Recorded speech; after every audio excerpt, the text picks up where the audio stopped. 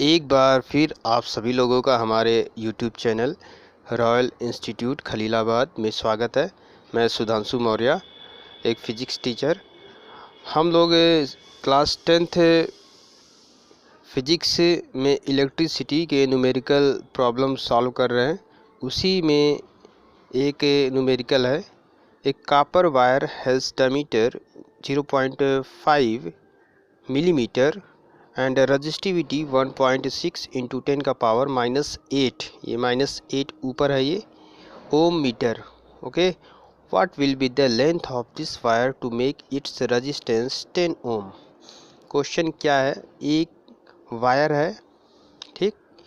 इस वायर का जो डायमीटर है, ये डायमीटर ये 0.5 मिलीमीटर है और इसकी रजिस्टिविटी दी गई है, ठीक।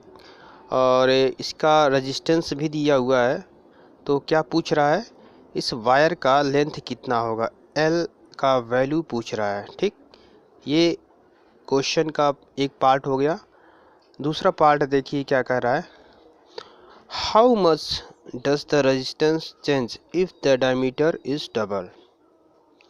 अगर हम डायमीटर को डबल कर देते हैं तो इसका रेजिस्टेंस कितना चेंज होता है, ये दूसरा क्वेश्चन है, ठीक है।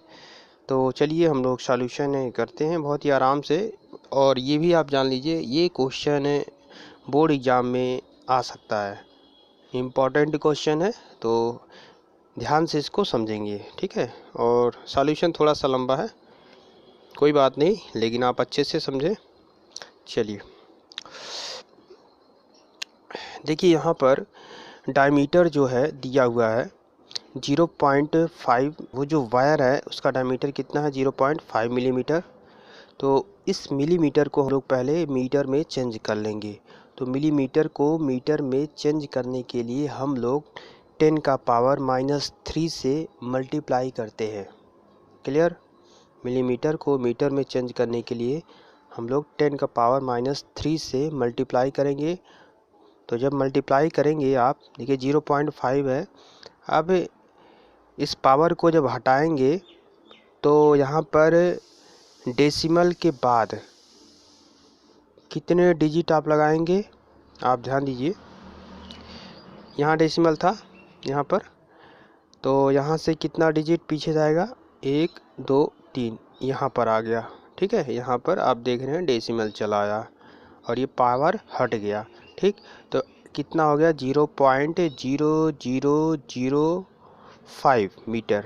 तो डायमीटर आपने देखा, इतना नोट कर लेंगे, diameter 0.0005 metre. Okay, next page पे चलते हैं, हम लोग बात करेंगे। ये सॉल्यूशन मैं पहले से ही कर लिया हूँ, आपको समझाने की ज़रूरत है बस, ठीक है। चलिए समझाता हूँ, कहीं कोई प्रॉब्लम कमेंट ज़रूर करें। अब देखिए, आप लोग सभी लोग जानते हो कि जो रेडियस होता है वो डायमीटर का हाफ होता है। तो वही काम किया गया है, R = D means diameter upon 2, ठीक। डायमीटर का वैल्यू यहाँ पर आप देख रहे हैं अपॉन 2 R, इसलिए हम R का वैल्यू निकाल रहे हैं रेडियस का, क्योंकि हमको रजिस्टिविटी का फार्मूला पता है, उसमें एरिया आता है। तो एरिया ऑफ क्रॉस सेक्शन होता है वो, और उसको πr² हम लिख सकते हैं, क्योंकि वो सर्कल होता है। जो क्रॉस सेक्शन होता है ये सर्कल होता है और उसका एरिया πr² होता है। तो इसलिए हम लोग R का वैल्यू फाइंड कर रहे हैं, ठीक। चलिए तो चलते हैं हम लोग आगे, इसके बाद का स्टेप देखते हैं। देखिए यहाँ पर हम क्वेश्चन से ही अभी काम ले रहे हैं। जो रजिस्टिविटी है वो कितना, 1.6 इंटू 10 का पावर -8 ओम मीटर। ओके, और R का वैल्यू भी क्वेश्चन में ही दिया है 10 ओम। तो इसके बाद का स्टेप हम लोग कवर करते हैं। चलिए, ठीक। यहाँ बहुत ही ज़रूरी चीज़ है समझना आपको कि कौन सा फार्मूला आप यूज़ करेंगे इसमें, वो सबसे मेन चीज़ वो है, ठीक है। आप जानते हो जो रजिस्टिविटी रो होता है RA/L होता है, ठीक। जैसे आपने को मैट्रिक भी बताया था, रॉयल ROYAL, O और Y को आप साइलेंट करते हैं तो RA और ये अपॉन में L, ठीक। तो ये फार्मूला आपको भूलने वाला नहीं है, मैट्रिक बता चुका हूँ, उसको आप वीडियो में देख लेंगे, ठीक। तो रो = RA/L।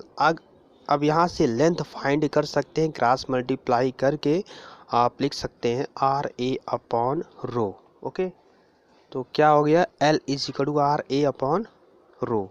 अब देखिए जो ए है इसके बारे में यहाँ फिगर में बताया गया है, ये एक क्या है, कंडक्टर। इसमें ये पोर्शन क्या है, इसका एरिया ऑफ क्रॉस सेक्शन होता है। ठीक, इसको ए से हम डिनोट करते हैं, और ये चूँकि सर्कल है तो इसको हम लिख सकते हैं पाई आर स्क्वायर। इस एरिया को हम क्या लिख सकते हैं, पाई आर स्क्वायर। ओके, क्लियर है। तो जहाँ पर कैपिटल ए है यहाँ पर इसके जगह आप पाई आर स्क्वायर लिख सकते हैं। आर क्या है, इस सर्कल का रेडियस है। ठीक है, तो ये फार्मूला आपको मिला फाइनली। इस जो ग्रीन कलर है उसके अंदर जो भी है वो फार्मूला हम लोग यूज़ करेंगे। ग्रीन सर्कल आप देख रहे हैं, इसी फार्मूले का हम लोग यूज़ करेंगे। ठीक, तो इतना नोट कर लेंगे आप अच्छे से। इसको समझने के लिए आप साइड में नोट कर सकते हैं इतना। ठीक है, बहुत ही आराम से एक एक स्टेप हम लोग क्लियर करते हुए, तो कौन सा फार्मूला आपको यूज़ करना है ये क्लियर हो गया। L is equal to R into pi R square upon rho. ठीक, चलिए चलते हैं हम लोग आगे। देखिए सारे वैल्यू अब आपको रखने हैं। L is equal to R pi R square upon rho. R का वैल्यू क्वेश्चन से आप 10 ओम लिख सकते हैं। ओके, कोई प्रॉब्लम नहीं। और पाई का वैल्यू 3.14 होता है, आप सभी लोग जानते हो पाई का वैल्यू कितना होता है, 3.14। और जो स्मॉल आर है उसका वैल्यू हम निकाल चुके हैं। ठीक है, 0.0005 अपॉन 2 का होल स्क्वायर। पूरे के अपॉन कितना होगा, रो का वैल्यू आप यहाँ पर देख रहे हैं। ओके, यल तक यहाँ तक आपका कवर हो गया है। इसके बाद का स्टेप हम लोग देखते हैं। चलिए देखिए, आर का वैल्यू 10 है, पाई का वैल्यू इतना है। फिर से वही पेज है, ठीक है, आपको वही चीज़ लिखा है। फिर आगे चलते हैं। इसके बाद देखिए, अब यहाँ यल इज इक्वल टू 10 आप देख रहे हैं, 10 मल्टीप्लाई 3.14, और ये 5 इंटू 10 का पावर -4 कैसे हो गया। जहाँ पर 0.0005 था वहाँ पर 5 इंटू 10 का पावर -4 कैसे लिखा गया, इसको समझिए। कहीं भी लिखा है 0.00, कहीं भी नहीं, वहीं पर लिखा है 5, तो इसको आप लिख सकते हो 5 इंटू 10 का पावर -4 लिख सकते हो, डेसिमल को हटा सकते हैं। ठीक, तो वही काम किया गया है। 5 इंटू 10 का पावर -4 उसका होल स्क्वायर ज़रूर लगाएंगे। ठीक है, गलती नहीं करेंगे। अब देखिए इसके नीचे 2 भी था, तो 2 का स्क्वायर मैं डायरेक्ट यहाँ पर लिख दिया हूँ, 4 हो गया, नीचे आ गया। ठीक, तो चलिए, और इस 4 में किसका मल्टीप्लाई होगा, 1.6 इंटू 10 का पावर -8 का मल्टीप्लाई होगा, क्योंकि वो भी नीचे ही है। ठीक, चलिए अब यहाँ पर आपको क्या करना है, थोड़ा सा सिंप्लीफिकेशन करना है। ये 31.4 हो जाएगा, जब 10 का मल्टीप्लाई 3.14 में होगा तो 31.4 होगा। ठीक, मल्टीप्लाई 25 कहाँ से आया, ये 5 जो इसका स्क्वायर है यहाँ देख रहे हैं ना, तो इसका स्क्वायर कितना हो जाएगा, 25। चलिए अगर हम पूछे 10 का पावर -4 का स्क्वायर कितना होगा, तो 10 का पावर -8 हो जाएगा, 4 2 जा 8 हो जाएगा। ठीक, नीचे का वैसे लिख लेंगे। अब यहाँ पर क्या कैंसिल हो रहा है, 10 का पावर -8 और 10 का पावर -8 कैंसिल हो गया। ठीक, इतना आपका काम फाइनल हो गया, बहुत ही आराम से यहाँ तक आप सॉल्व कर लिए। इसके बाद के स्टेप को हम लोग कवर करते हैं। चलिए, यहाँ पर डेसिमल 1 डिजिट पे है, यहाँ डेसिमल 1 डिजिट पे है, यहाँ भी डेसिमल 1 डिजिट पे है। तो आप क्या कर सकते हैं, डेसिमल को हटा सकते हैं। 314 मल्टीप्लाई 25 अपॉन 4 मल्टीप्लाई 16, इतना काम फाइनल हो गया आपका। अब इसके बाद देखिए क्या करते हैं, 314 मल्टीप्लाई 25 अपॉन 64। अब आपको 2 से डिवाइड करना है 64 को, तो 32 हो गया। जब आप 314 को डिवाइड करेंगे तो 157 होगा। फिर उसके बाद आप 32 को 2 से डिवाइड किया, आप 16 हो गया।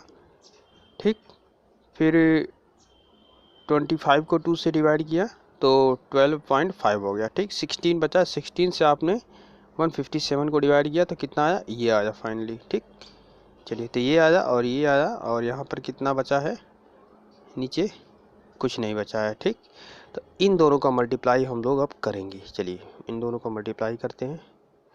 इन दोनों को मल्टीप्लाई करेंगे तो आपको मिलेगा 122.65 और फिर 625। ठीक, आपका आंसर कितना होगा मैं आपको बताना चाहूँगा।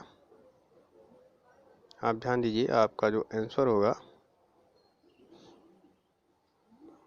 आपका आंसर इतना हो जाएगा 122.65, ये आपका आंसर हो जाएगा इतना, ठीक, इतना मीटर।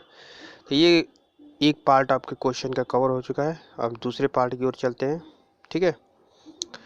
दूसरे पार्ट में क्या कह रहा है कि जो डायमीटर है वो अगर रेडियस का ट्वाइस हो जाए, ठीक, तो वही काम किया गया। आप देख रहे हैं यहाँ पर diameter is the twice of radius, 2 multiply R कितना है 0.5, ठीक, मल्टीप्लाई करेंगे तो 1 मिलीमीटर आ जाएगा।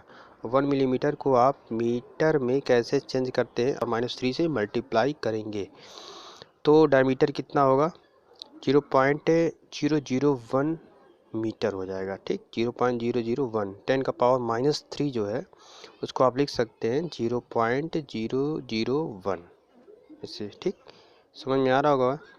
1 के पीछे 2 डिजिट और चले जाएंगे तो 3 डिजिट मिल जाएगा, ठीक है, यहाँ 1 लिखा है।